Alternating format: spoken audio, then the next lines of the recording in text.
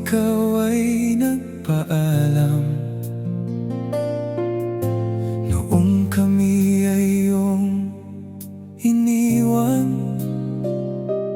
para bumalik sa Diyos na iyong pinagmulan. Marami nang nangyari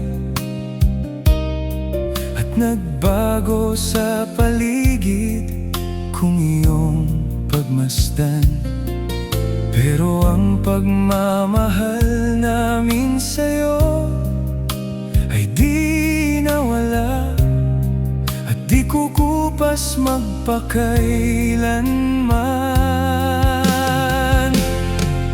Hanggang sa muli nating pagkikita, mahal ko, mga ilang taon na lang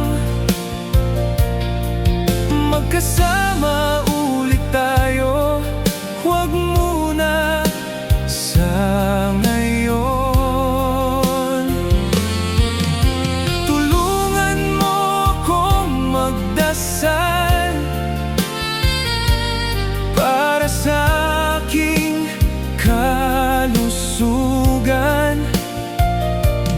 upang aking magampanan ang pagiging nanay ko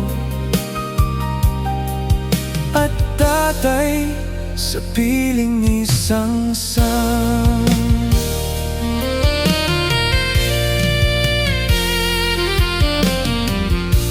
Alam namin, Mami, ngayon ay masaya ka na sa piling ng Panginoon, ang dakilang lumikha. Kahit wala ka na dito, sana palagi mo kaming gabayan. Hawakan mo ang isang kamay ni Eliza at siya ay ating alalayan sa daan patungo sa kanyang kinabukasan.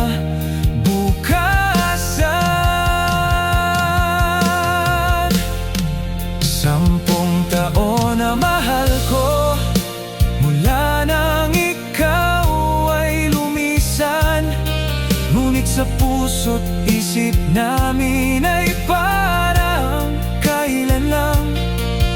Pabalik-balik pa rin ang alaala ng ating pinagsamahan,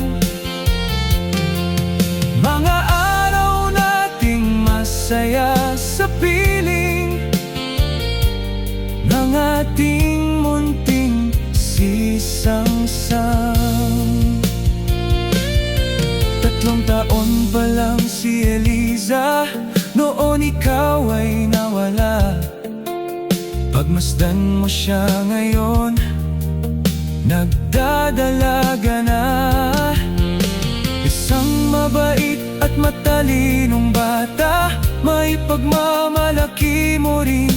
Sana kung nandito ka pa,